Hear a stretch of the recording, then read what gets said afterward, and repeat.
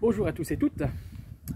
J'avais tourné cette vidéo-là, j'avais commencé à la tourner il y a 3 jours, puis je m'étais trouvé absolument nul dedans, donc du coup je la refais. Vous allez me dire, il y a un problème dans ce que j'ai dit, et je me suis trouvé nul. Et bien c'est ça dont j'ai envie de vous parler aujourd'hui, et demain, et peut-être même dimanche, c'est-à-dire le respect de soi, qui va être une partie assez importante et assez longue de ce que j'ai envie de vous proposer. Déjà parce que ça a changé beaucoup de choses en moi, le fait d'arriver à me respecter. Et j'ai envie de découper ça en 3 parties. Une partie, c'est celle du jour, l'amour de soi. On va essayer de se dire aujourd'hui qu'on s'aime. Alors qu'on s'aime pour récolter, petite blague du jour, et qu'on s'aime AIME, dans le sens d'amour, de s'aimer soi-même. Et cet amour qu'on va se porter à soi-même, l'objectif, c'est aussi d'en tirer les fruits et de pouvoir le récolter. Donc ma blague était peut-être nulle. C'est la blague qui est nulle, hein, c'est pas le bonhomme, d'accord, dans le respect de soi. Mais ça a quand même son sens. Donc aujourd'hui, l'amour de soi. Alors, déjà, question, est-ce que vous avez confiance, est-ce que vous faites confiance à quelqu'un que vous n'aimez pas? Quelqu'un dans la rue, quelqu'un que vous connaissez dans votre entourage, dit cette personne-là, je ne l'aime pas. Est-ce que vous lui accordez, est-ce que vous lui accorderiez votre confiance? Sans doute que non. Dans ce cas-là, comment avoir de la confiance en soi-même si on ne s'aime pas soi-même? L'amour et la confiance, c'est relié. Si je ne m'aime pas, je ne vais pas me dire, je vais aller faire telle ou telle action qui va me rendre meilleur, parce que je ne m'aime pas, je ne le mérite pas, et je ne vais pas m'accorder cette confiance. Donc, apprendre à s'aimer, je vous invite à faire un petit exercice. Mettez le bouton sur pause éventuellement. Vous allez face à votre glace et vous allez vous dire X, votre prénom. Hein, je t'aime. Comme là, je vais dire, je me vois, j'ai l'avantage de me voir dans la caméra. Je dis Vincent, je t'aime. C'est pas forcément évident hein, comme exercice, mais je pense que c'est assez sympa. C'est pas de la prétention, d'accord? On n'est pas parfait, mais on s'aime tel que l'on est là, maintenant.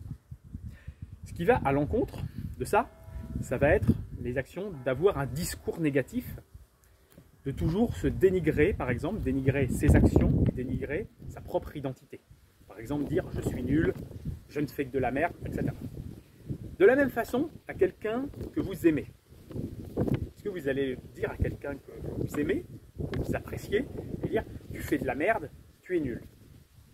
Non, vous n'allez pas faire ça. Sinon, il y a des chances déjà que la personne parte. Puis il y a des chances que si vous lui dites ça, vous ne l'aimiez pas vraiment. C'est pareil avec nous-mêmes. Si on dit sans arrêt « je suis nul, je fais que de la merde », etc., ça veut dire qu'il y a un problème, on ne se respecte pas soi-même.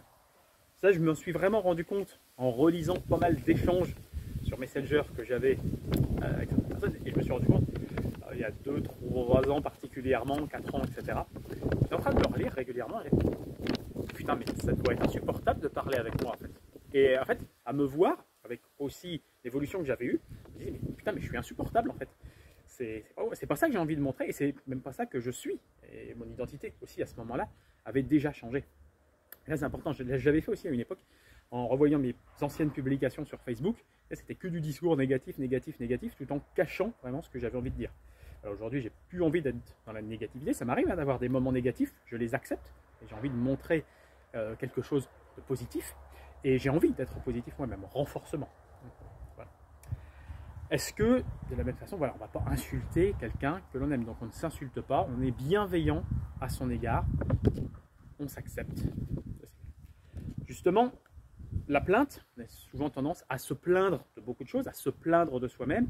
Je ne m'aime pas parce que je ne suis pas comme ça, etc. 2 choses. On se pose la question, est-ce que ce que je n'aime pas en moi, je peux le changer? Réponse, oui. Ce que je n'aime pas en moi, je peux le changer.